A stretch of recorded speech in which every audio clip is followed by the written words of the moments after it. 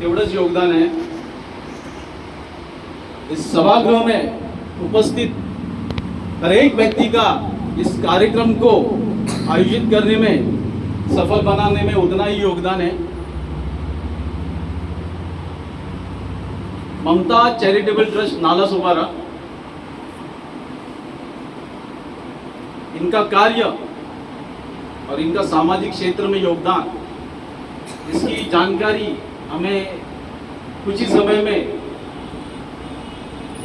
Mamata charitable trust के अध्यक्ष श्री विश्वकर्मा जी की सुपुत्री श्रद्धा जी हमें इसका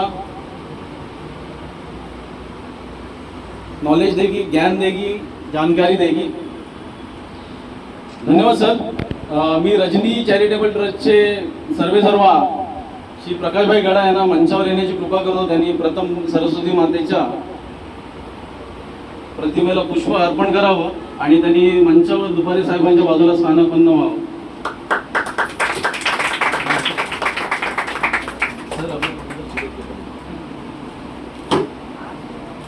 धन्यवाद प्रकाश गडा साहेब। सर आप बेटी नहीं, नहीं